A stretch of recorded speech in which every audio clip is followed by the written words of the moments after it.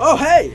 Hey there. Didn't see ya. This is the Resport podcast, episode 3, aka the RRS pod. And I'm going to kick it off this week with some breaking NFL news straight out of the Twitterverse. As I scratch back my head. Does that sound good on the mic? Yeah. Okay. Professional.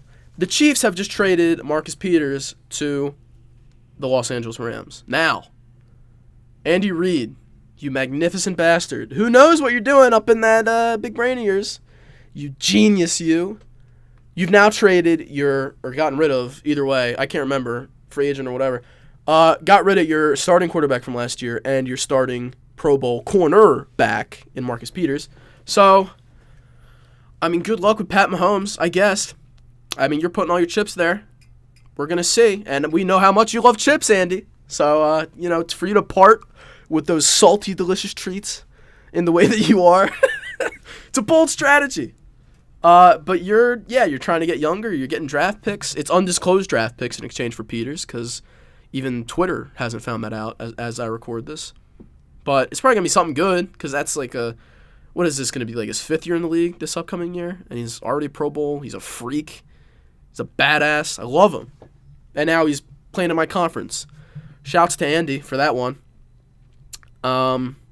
So cool, I guess. Let me relate this to the Eagles real quick. This may be, in a copycat league of parody, this may be the beginning of the Howie Roseman copycats. Yes, Howie Roseman, the general manager for the Philadelphia Eagles, Super Bowl champion Philadelphia Eagles, basically turned a team that was decent to a title winner in one offseason with free agent signings. That is tisk, not to the liking of the traditional guard of the NFL, which says, oh, you got to build through the draft. No, you don't have to build through the draft because we just proved you wrong, you idiots. We didn't build through the draft. I mean, we had guys we drafted who were pretty good. But we turned a team that was like 8-8 or 9, or yeah, probably around that, to a championship winner. Because we signed all these bulls in the offseason, which is supposedly not going to work because you're not building the culture. And I'm doing air quotes, but it's a podcast, so you can't see them. Quotes. Really, the Rams get better today with an awesome young cornerback. I guess they're gearing up for Garoppolo in that division. I'm getting cotton mouth like I'm blazing up, so I'm going to drink real quick. Should have brought more water with me. They're going to get better, gearing up for Garoppolo, and they're going to continue to be a contender in the NFC for a while, as long as Gurley's legs still work. And the Chiefs, planning on the future, betting on Mahomes.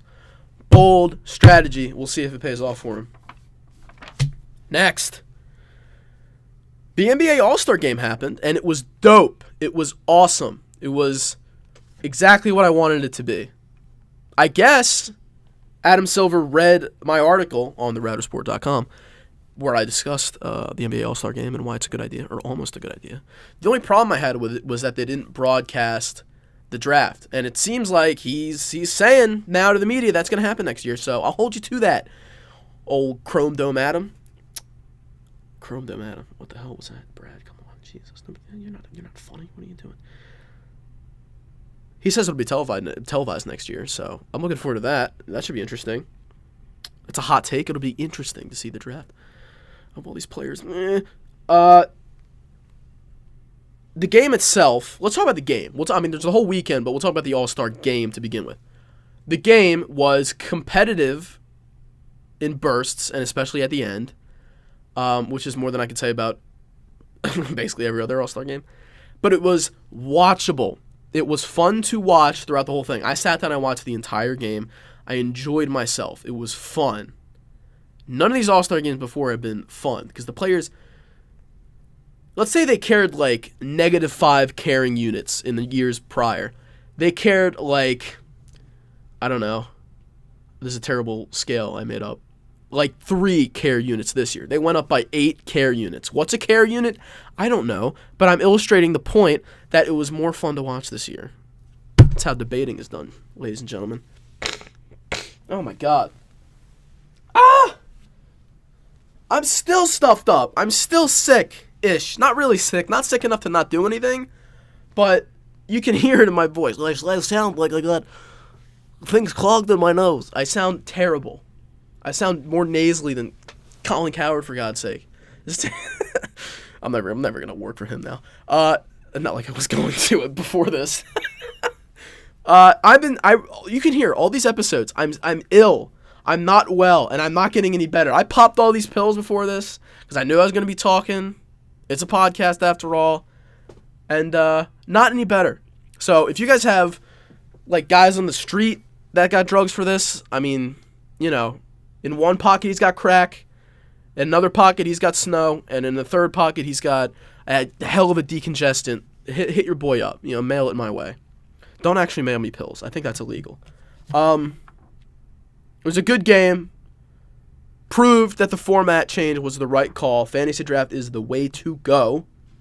But that's the game. It's a whole weekend, for God's sake. Saturday night still needs some fixing, as we found out, if you watched it. I think I'm probably going to write a piece for the website about what needs to change about All-Star Saturday night, if people still care by the time that piece comes out, several weeks after the event actually happened.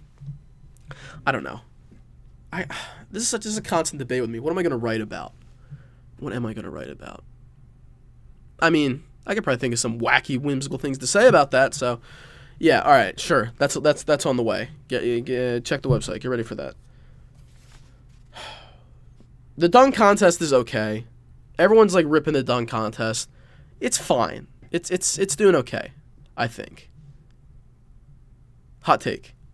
3-point contest is like I mean it's pretty basic and not that it doesn't really showcase a whole lot of skills, considering I guarantee you there's white guys in the Ivy League who can shoot those shots as well as half the guys they have in that competition.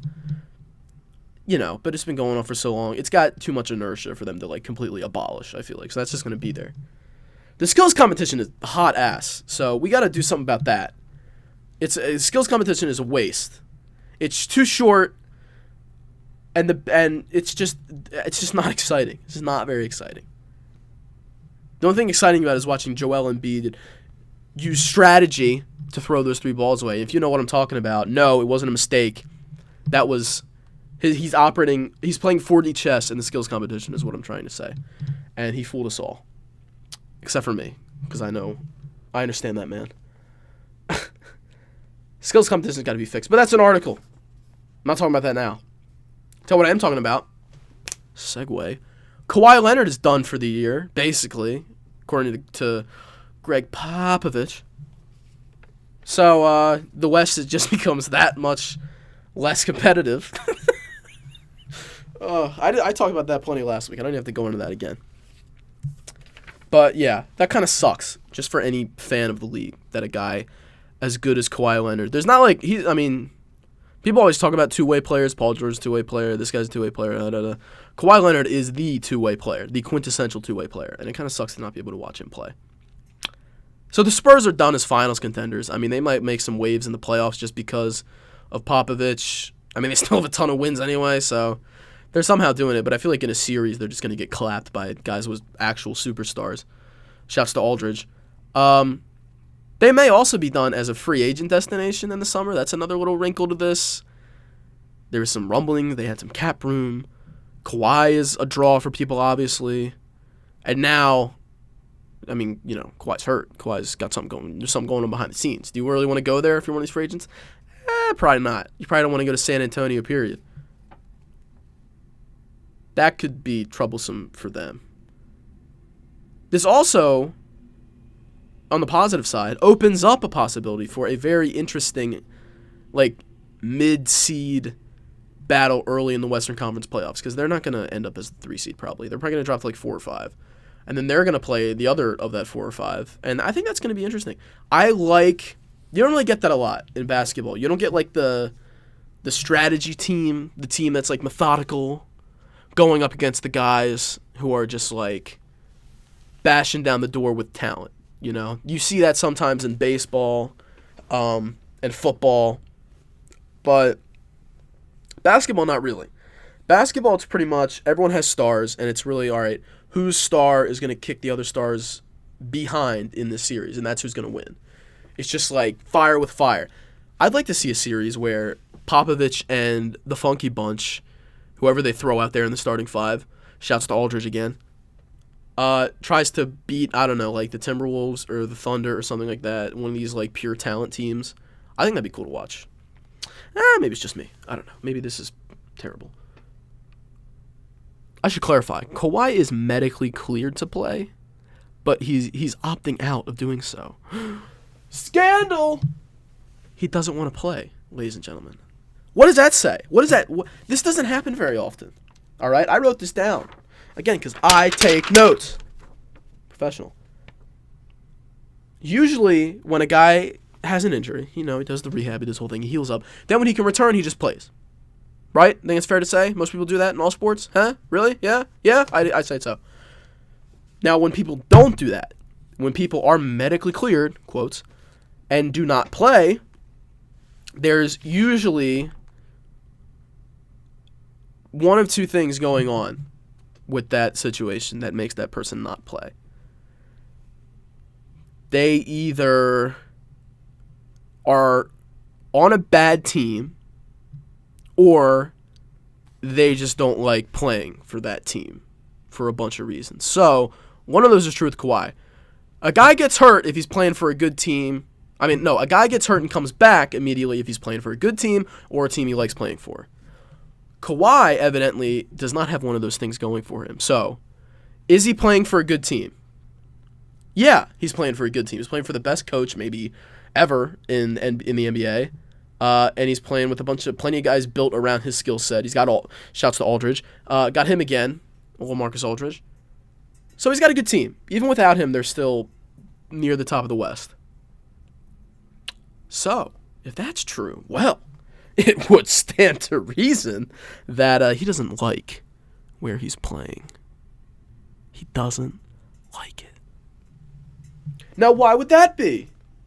Why would he not like playing for San Antonio? They're a good team, like I just said. So something's going on behind the scenes. We're gonna have to keep our eye on this one, cause Kawhi's a very good basketball player. He can help a lot of teams. Sixers. And if he's not happy in a league like the NBA where the players have all the power, watch out. He'll leave. He will dip out of there. Keep your eye on Kawhi, everybody. You heard it here first, all right? I don't know why you listen to any other podcast when I'm dropping this knowledge. Piping hot knowledge on top of your dome top. I don't know. What does Drake always say? More tunes for your head top? Yeah. More knowledge for your head top, my guy. Only on the RRS pod. I should really stop it here, but I wrote a whole thing about the Mavericks scandal, so we're going to bring it down a notch, ladies and gentlemen. I'm going to get serious. The Dallas Mavericks are in some trouble. Now, I read the article. You probably heard about it. There's a hit piece on, I don't know if that's a derogatory term for, like, legitimate journalism. I don't think, well, all right, there's a legitimate journalistic piece, actually very well done, like I could tell, describing the goings-on of the Dallas Mavericks organization, where there's a lot of harassment not being dealt with. I would say dealt with correctly, but it's really just not being dealt with at all. Now, you can read the thing yourself. It's better than I could describe, but just to run through it, for those of you who don't like to read long pieces, it's probably most of you. God, another snivel. Oh, I really got to get better. This is like centered around basically two guys. Sexual harassment from the team president / CEO. I'm trying to say his name right, like I give a shit. Turdema Usuri. Turdema Usuri. Now, this guy apparently had African-American guy, had a long history in sports and, like, management, and he was, like, a lawyer, and he was, like, killing it. He was highly regarded. He was a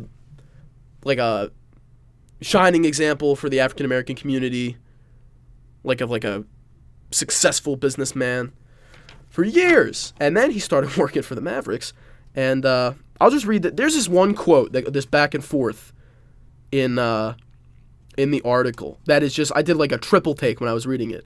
This doesn't seem like something any person, the fact that this is something that a real person in a position of power said is just, it's just so shocking and like upsetting that it's hard to believe, actually. It's actually hard. I couldn't picture this happen. This is like something, reading this, it felt like something that would happen in a movie. And even if it happened in a movie, I'd be like, no one says that. This is a terrible script. Who would believe that this is real? So, fair warning, this is like very explicit, but it's a quote. It's a direct quote. So I'm going to read it because I want to get the point of this thing across. So I don't know if you're listening, if you're one of my friend's parents, or I don't know, if you can't handle the language, be warned, basically. If there's children about, if you're listening on a speaker, don't do that. Put in your headphones, and all right, I'll read it. So this guy, Usuri, was like in a box or something over a game in like 2000, I don't know, whatever, 2010, 11, something early on, like near the championship for them. And this woman who is also there, he starts making small talk with her. And he asks her about her weekend plans by saying, quote, oh my God, quote, "You're going to get gangbanged, aren't you?" End quote, referring to the upcoming weekend. This is what a real person said to another person in a place of business. And she replied, quote, "No, I'm actually going to the movies with friends," end quote. Obviously uncomfortable, as anyone would be, and trying to, I guess, like, not talk to this person anymore. That's a reasonable request. And this guy, Usuri, responds with, quote, "No, comma, you're definitely getting gangbanged," end quote. So this is is this a real person? Like, I mean, how is this real? How I can't get, I'm just like, I am stunned at this. I really am. All right, you know what? I'll get to those kind of thoughts after this. I'll just lay out some of the information first, and then I'll get to my thoughts at the end. The other guy that's kind of, they talk about a lot in the article, is one Earl K. Sneed. Yes, that's his real name. Earl K. Sneed, who was a literal beat reporter. He didn't get the memo that if you're a beat reporter, you're not actually supposed to beat people up. You're supposed to cover the team, follow the beat of the team, like a drum. I call him the literal beat reporter because when he was hired, he beat up his girlfriend at the time. Again, this is more sensitive information. Probably don't blast in a speaker with your kids if you're one of the adults, or if you're a bull in college, like I'm guessing most people are listening to this. Go nuts. Beats up his girlfriend during his first season covering the Mavericks. And he eventually pleads guilty to that. And here's the real problem. I mean, that's obviously awful, but here's the problem. He's only sentenced to a $750 fine, community service, supervised community service. What if someone has to do community service, but they have to be supervised while they're doing that community service? Doesn't that tell you they need something more significant than community service? If they need a watchful eye as they work at the library or something, or pick up trash on the highway or whatever, doesn't that tip you off to the fact that, hey, maybe we should be something more severe than community service because we need a reasonable adult to watch this person as they do? All right. So $750 community service and an enrollment in an anger management program, because that always works, right? Shocker, it didn't work because he beat up a second girlfriend while he was working with the Mavericks. Again, this girlfriend also worked for the Mavericks. It didn't even get reported until the woman went to work with like a swollen face, is what the article said. And then it gets reported. Here, I can't, like I said, I can't I can't imagine how. Mark Cuban's a whole other thing in this. Mark Cuban claims he knows nothing about this, of course. What's he going to say? And he's, all right, he's cleaning it up. He's, established a hotline for former employees and current employees to call in and tell him about what's going on. But, like, he's like this hands-on owner, right? That's his thing. He's the guy who's out there. He's in front of the camera. He's not just writing checks in a mansion. He's hands-on.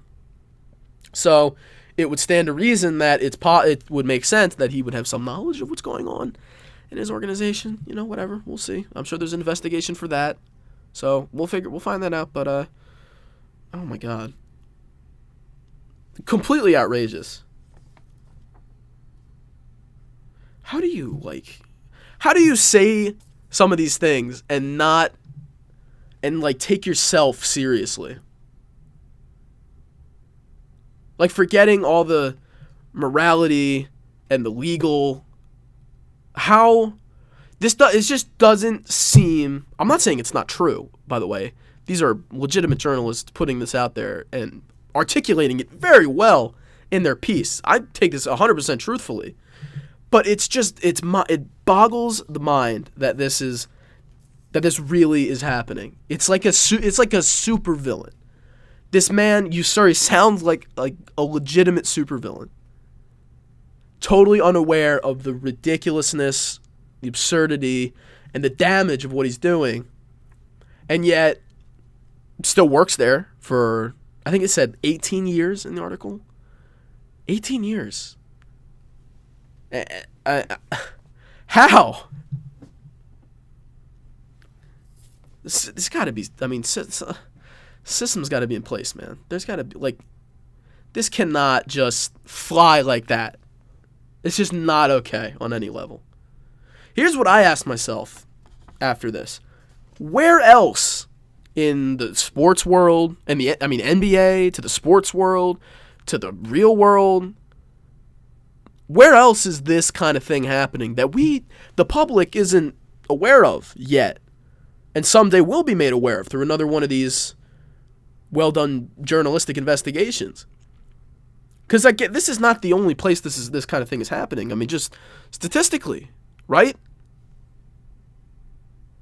When is that going to be revealed? When? That's part of the Me Too movement thing, is that now it's easier to kind of share that information with the world. So people are made aware and they know these are the bad guys, identify them and treat them as such. But no regular working person for the Dallas Mavericks tweeted out a Me Too post. So it didn't reveal it that way. They said on Sports Illustrated this was a month-long investigation that they did independently to uncover this kind of information. So it's, stuff like that in social media helps, but it's something. It's still going on. It's still going on. I'm curious about this. I wonder if it's just this, if it's the older generation of men who are in powerful positions who are doing this. And I wonder if when my generation gets old enough to be running most businesses in this country, if this is going to calm down and not happen, at least not happen as much. Because I can't imagine anyone my age reading these quotes and thinking, and understanding the mindset behind that, and even being able to rationalize any of it. I can't picture anyone I know at my age getting on that team, getting on board with that. It's so foreign. It's so bizarre. Because like I said, it feels like it's in a movie, or and not even a good movie. It feels like a bad script. It's ridiculous. But is that possible? Is it now the older generation who grew up in a time where that's less scrutinized? Nobody really cared if you harass women. And maybe now the younger generation kind of gets it, that you just can't do that, and you shouldn't do that for every reason. Is that generational difference going to play an impact, or is it really just kind of ingrained? Is it really just the status quo and it's not able to change that much just because of someone's age? But like, come on. I mean, this stuff it's definitely happening elsewhere, and we're going to find out about it too. There's going to be another piece, there's going to be another tweet, there's going to be another something that reveals, oh my God, that organization had this kind of level of harassment, or that company, I don't know, had serious systematic problems within it that nobody knew about. Nobody could say anything. It's unbelievable. But it's going to happen. And we're going to have the same thing. I mean, I don't want to equate this to like other political issues, but I mean, it feels like that happens a lot. It feels like there's a lot of something happens, some tragedy happens, something terrible happens, and then we talk about it for a while. And then another tragedy happens, and then we're talking about that one a while. But there's not between the talking and the next bad thing happening, there's not anything really changing. There's a lot of talk, maybe there's a little thing here or there, but there's not really anything changing. And most people would say after that, now's the time. Now, this time we have to change something. This time we have to focus, and we actually have to make something happen. But I'm sitting here and I feel, like, well, I mean, not that it shouldn't change, but is it really going to? Just because we say this is the time, is it actually the time? I mean, numbers don't lie. It's probably not. It's probably not. It's probably still gonna happen because people don't like to learn. They don't learn. So these kinds of things, any tragedy, any bad thing going on, legally or morally or however, it just seems to carry on. There's an amazing analogy for this. It's like when you blow out a dandelion, like one of the ones with all the white, like floaty things on it, and then it just goes everywhere, and you can't track the individual seeds. They're gone with the wind. They're everywhere. It seems like every time one of these things happen, we talk about it. It's like the thing is I'm really trying hard to construct an analogy here. The thing is the dandelion, and when we talk about it, that's us blowing into it. And when we talk about it, it seems like all the bad things and issues that attached itself to that dandelion that made it big enough so we could see it, and so we could do something about it, or try to do something about it. All those little individual seeds attached to it, that are all little bad things that added up to that. As soon as we talk about it, they scatter. They're gone. They leave the dandelion, they're floating in the wind, and they're gone. And they're not really gone, though. They're just elsewhere, so they can plant themselves and attract more seeds and make more seeds and then make a whole new dandelion that's going to do the same thing over and over again. That's what it seems like. Great analogy. Great analogy, Brad. Oh, I'm proud of myself with that one. That's what it's like. The little bad things that get on these dandelions of evil, evil dandelions. I'm going to call this evil dandelion theory. They go everywhere, and you can't track them down. They're too small. You can't recognize the little issues as building up to the big issues until it's too late. And then by the time you're ready to attack the big issue, once it's playing in your face, it's gone. So it can start all over again. And that's what this feels like. That's what this Mavericks thing feels like. It feels like all the little things, the people, the policies, even the thoughts that went into this they still exist. This evil dandelion of the Mavericks thing is hopefully going to be gone and addressed, but it's still spreading. It's still out there. That's why these things are hard to eradicate and often don't get eradicated. Gun violence is the popular answer. It's the popular thing going on right now like that. And it seems like evil dandelion theory applies to that as well. I don't know, Brad the philosopher in the building. Let me break out my PhD. But that's all I had for this week. Trying to get heavy on you at the end there. But, yeah. that was this week. Like I said, I'll probably write that piece. I got to write something, get it on the site. But that was this week, and yeah, see you next time.